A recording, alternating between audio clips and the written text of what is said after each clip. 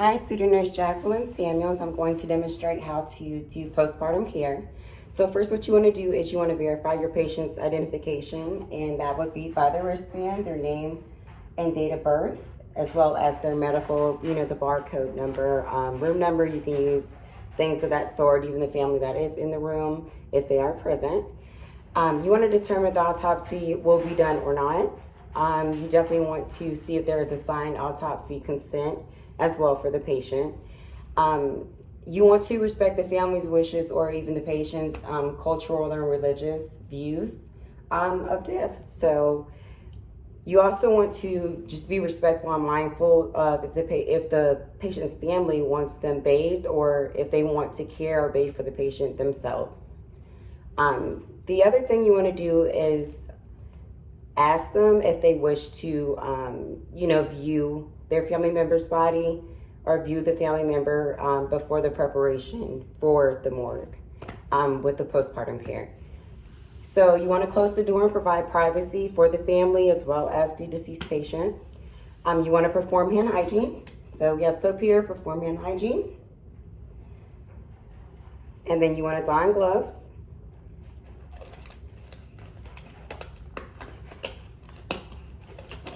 After you don your gloves and perform your hand hygiene, you want to make sure that you have the patient within supine position with a pillow underneath the head of the patient, that they're supine and that they are elevated at least 15 to 20 degrees. You want to make sure the eyes are closed, so you want to grasp the eyelashes and eyelids and pull those shut and make sure they're closed. You want to replace any dentures that they have and make sure that the mouth is closed as well. So you want to make sure that the patient's mouth is closed. Then you want to remove any jewelry or clothing off of the patient. In this case, our patient is just covered with a blanket. They don't have any clothing on. Any jewelry I would place inside of this bag here. So here's some jewelry. Place the patient jewelry inside of a bag. Make sure you label the bag with the patient's name and identification and information. Make sure you list all the items on the valuable list. And place the bag away or make sure that you give it to the patient's family. Okay. So the next thing you're going to do is you're going to wash all areas of the body. So you want to make sure you wash all areas of the body, and you do this because of the blood, urine, and feces. So you want to wash all areas of the patient's body.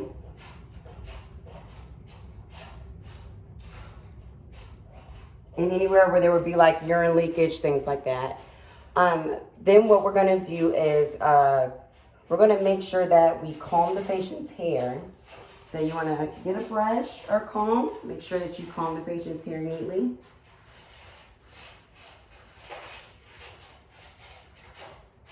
Okay. And then you're going to remove any tubes or catheters, any IV insertions, anything that is coming from the patient that was inserted into the patient, catheters, IVs, things like that, any tubes. Make sure you get those removed. And make sure that you change any of the soil dressings, remove any adhesive marks and any like tape marks, things like that from adhesives and insertions that were placed. You also want to place dressings over any wounds. So if the patient has any wounds, you want to make sure those are dressed and covered neatly and secured with a type of paper tape. Dress the body in a clean gown. So we'll get a clean gown, make sure that we dress our patient in a clean gown. In this case, this is my clean gown. So we're going to neatly dress the patient in a clean gown. Here we go. And then after the family leaves respectfully, you want to identify the body and attach the tags to either the ankle, big toe, or the wrist. So we're going to check and verify identification. Once again, identify the tags for the foot, ankle, the big toe. Okay. This is our tag, and we're going to place that on the ankle and big toe of our patient here, okay? All right. And then what you want to do is place some padding on like the ties underneath the ankles. You want to cross the wrist over the abdomen.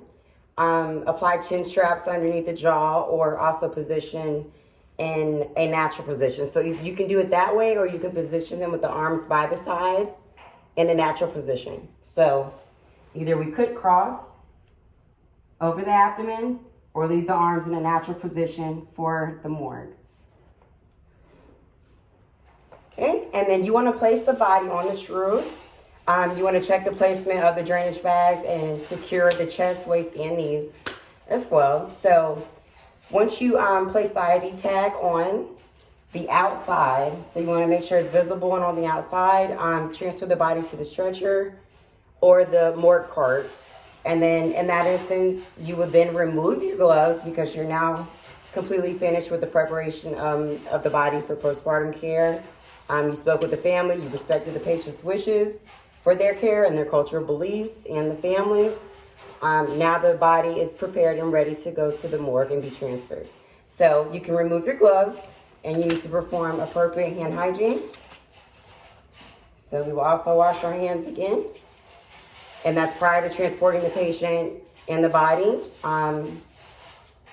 into the elevator or what have you the facility has for the morgue to be able to receive the patient and apply patient transporting in. Okay, and that's postpartum care. Jacqueline Samuels, thank you.